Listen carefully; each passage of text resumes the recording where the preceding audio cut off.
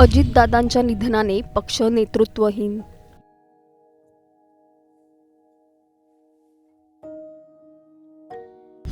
राष्ट्रवादीची धुरा कोण सांभाळणार? कुटुंब की निष्ठावंतांना संधी मिळणार? पवार घराणं एकत्र येणार? राज्याचे उपमुख्यमंत्री अजित पवार यांचं आकस्मिक निधन झालंय. मुंबईहून बारामतीला जाताना त्यांचं विमान कोसळलं आणि त्यात अजित पवारांसोबत आणखी 5 जणांचा मृत्यू झाला.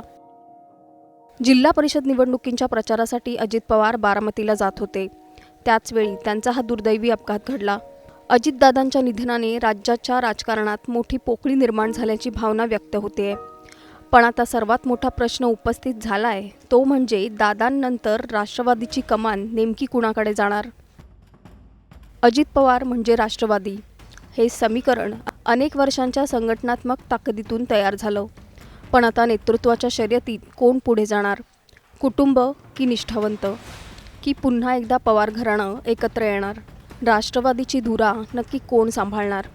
या सगळ्या राजकीय शक्यतांचा आढावा या विशेष रिपोर्टमधून आपण घेऊया. त्यासाठी हा व्हिडिओ शेवटपर्यंत पाहत राहा आणि टाइम्स नाऊ मराठीला लाईक, फॉलो आणि सबस्क्राईब करा. उपमुख्यमंत्री अजित पवार यांनी आयुष्याच्या रंगमंचावरून घेतलेली अकाली एक्झिट मनाला चटका लावून गेली. त्यांच्या निधनाने फक्त बारामतीच नाही तर अख्खा देश हळहळला. एक उमद, तरुण, धडाडीचं नेतृत्व अचानकपणे आपल्यातून निघून जाणं यापेक्षा वेगळं दुर्दैव ते काय? दादा गेले, पण त्यांच्या जाण्याने अनेकांना आपला आधार गेल्याची भावना आहे. दादांच्या निधनानंतर राष्ट्रवादी काँग्रेस पक्ष अक्षरशः नेतृत्वशून्य अवस्थेत उभा आहे. पक्षाचे राष्ट्रीय अध्यक्ष असलेले अजितदादा केवळ चेहरा नव्हते, तर निर्णय क्षमता, संघटन आणि सत्तेचं समीकरण सांभाळणारे केंद्रबिंदू होते. त्यामुळे आता पक्षाची सूत्र नेमकी कुणाकडे जाणार याची चर्चा जोर धरू लागली आहे. अजितदादांनंतर आता पक्ष आणि सरकारमधली त्यांची जबाबदारी कोण सांभाळणार यावर राजकीय वर्तुळात चर्चा रंगताना दिसते. अजित पवार यांची जागा भरून काढणं कठीण असलं तरी पक्ष आणि कुटुंबातून काही महत्त्वाची नावं समोर येत आहेत. या शर्यतीत सर्वात आघाडीवर असलेलं नाव म्हणजे अजित पवार यांच्या पत्नी सुनेत्रा पवार. अजित पवारांच्या पत्नी म्हणून त्यांनी अनेक वर्ष पडद्यामागे राजकीय समन्वय साधला. मागील 1.5 वर्षांपासून त्या सक्रिय राजकारणातही दिसत आहेत. पक्ष संघटना एकसंध ठेवण्यासाठी त्यांना हंगामी अध्यक्षपद दिलं जाऊ शकतं अशी चर्चा आहे. अनेक नेत्यांनी उघडपणे त्यांच्याकडेच सूत्र देण्याची मागणी केली आहे. इतकंच नाही तर अजितदादा उपमुख्यमंत्री पदावर असताना त्यांचं निधन झालंय. त्यामुळे त्यांच्या जागी सुनेत्रा वहिनींना उपमुख्यमंत्री करण्याची मागणी नरहरी झिरवळ यांनी केली आहे. दादाची जागा भरून काढणं, पोकळी भरून काढणं तर कसंही केलं तर शक्य नाही आहे. पण त्यातल्या त्यात एक पक्षाला कोणीतरी एक सांभाळणारा असावा. राज्यातही जे महायुतीतल्या सरकारमध्ये दादा उपमुख्यमंत्री होते, तर अनेकांच्या अशा कालच्या चर्चा आहेत का बाबा आता सुनेत्रा वहिनींना त्या ठिकाणी उपमुख्यमंत्री पद देऊन आणि ही भर पूर्ण निघणार नाही, दादाची जागा भरू शकत नाही, पण त्यातल्या त्यात थोडंसं एक सांत्वन होईल किंवा त्या कुटुंबाला एक आधार मिळेल या दृष्टीने सगळ्यांचं म्हणणं आहे. सुनेत्रा पवार या सध्याच्या राज्यसभेच्या खासदार आहेत. सूत्रांनी दिलेल्या माहितीनुसार सुनेत्रा पवार खासदारकीचा राजीनामा देऊन बारामती विधानसभेची पोटनिवडणूक लढवू शकतात आणि त्यांच्या जागी पार्थ पवार यांना राज्यसभेवर पाठवलं जाऊ शकतं. या शर्यतीतलं दुसरं नाव म्हणजे अजित पवार यांचे थोरले चिरंजीव पार्थ पवार. अजित पवारांचे वारसदार म्हणून त्यांच्याकडे नैसर्गिक दावा आहे. मात्र संघटनात्मक पकड आणि निवडणूक जिंकण्याची क्षमता अजून सिद्ध व्हायची आहे. त्यामुळे पक्षातील ज्येष्ठ नेत्यांचा पूर्ण पाठिंबा मिळेलच असं नाही. 2019मध्ये पार्थ पवार यांनी मावळ मतदारसंघातून लोकसभा निवडणूक लढवली होती, पण त्यात त्यांचा पराभव झाला. तर दुसरीकडे अलीकडच्याच काळात पुण्यातल्या एका जमीन व्यवहारावरून पार्थ पवार यांच्यावर घोटाळ्याचे आरोप आहेत, जे की पार्थ पवार यांना पक्षाची सूत्र सोपवण्याच्या मार्गात अडथळा ठरू शकतात. नेतृत्वाच्या शर्यतीतलं तिसरं नाव म्हणजे अजितदादांचे धाकटे चिरंजीव जय पवार.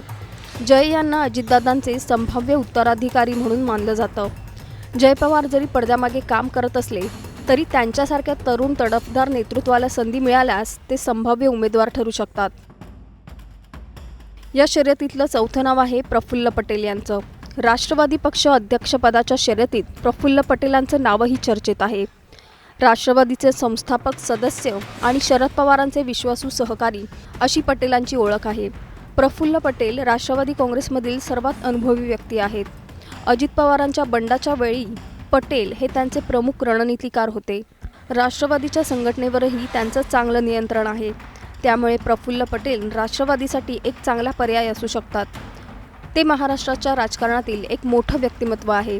मात्र ते जनाधार असलेले लोकनेते नसल्याने कार्यकर्त्यांमध्ये त्यांना स्वीकृती मिळेल की नाही यावर राजकीय तज्ज्ञांनी शंका उपस्थित केली आहे. पुढचं नाव आहे ते सुनील तटकरे यांचं. तटकरे अजित पवारांचे निकटवर्तीय मानले जातात. महाराष्ट्रात तटकरेंनी संघटन मजबूत केलंय. जिल्हा स्तरावर त्यांचा प्रभाव आहे. मात्र राष्ट्रीय पातळीवर पक्षाचं नेतृत्व करण्यासाठी त्यांना व्यापक स्वीकार मिळेल का याबाबत साशंकता आहे. छगन भुजबळ यांचाही पर्याय चर्चेत आहे. भुजबळ हे राष्ट्रवादी काँग्रेसमधील एक प्रमुख ओबीसी नेते आहेत. राष्ट्रवादीचे संस्थापक सदस्य, मोठा प्रशासकीय अनुभव आणि ओबीसी समाजातील मजबूत नेतृत्व भुजबळांकडे आहे. भुजबळ हे बऱ्याच काळापासून महाराष्ट्राच्या राजकारणात सक्रिय आहेत आणि त्यांना राज्याच्या राजकीय परिस्थितीची माहिती आहे. पण भुजबळांना संधी दिल्यास राष्ट्रवादीपासून मराठा मतदार दुरावण्याची भीती काही नेत्यांनी व्यक्त केली आहे. दरम्यान आणखी एक मोठी शक्यता ती म्हणजे राष्ट्रवादीचं विलिनीकरण. सुप्रिया सुळे किंवा शरद पवार यांच्या नेतृत्वाखाली पक्ष पुन्हा एकत्र आणण्याची चर्चा सध्या रंगताना दिसतेय. गेल्या काही महिन्यात कटुता कमी करण्याचे प्रयत्नही सुरू होते. मात्र जर पुन्हा सूत्र शरद पवार गटाकडे गेली तर अजित पवारांसोबत सत्तेत गेलेले आमदार भाजपसोबत जाण्याची शक्यता नाकारता येत नाही. सध्या मात्र पक्षातील अनेक नेते सुनेत्रा पवार यांना हंगामी अध्यक्ष करण्याच्या बाजूने असल्याचं बोललं जात आहे. पुढे पवार कुटुंब एकत्र येऊन पक्ष मजबूत करणार की निष्ठावंत नेत्यांच्या हाती सूत्र जाणार हा निर्णय राष्ट्रवादीचं भविष्य ठरवणार आहे. अजितदादांच्या जाण्यानंतर निर्माण झालेली ही पोकळी फक्त भावनिक नाही तर पूर्ण राजकीय सत्ता समीकरणं बदलवू शकणारी आहे. दादांनंतर राष्ट्रवादीची धुरा नेमकी कुणाकडे जाणार या प्रश्नाचं उत्तर आता महाराष्ट्राच्या राजकारणाची पुढची दिशा ठरवणार आहे. दरम्यान तुम्हाला याबाबत नेमकं काय वाटतं आम्हाला खाली कमेंट करून नक्की सांगा आणि चॅनलला सबस्क्राईब करा.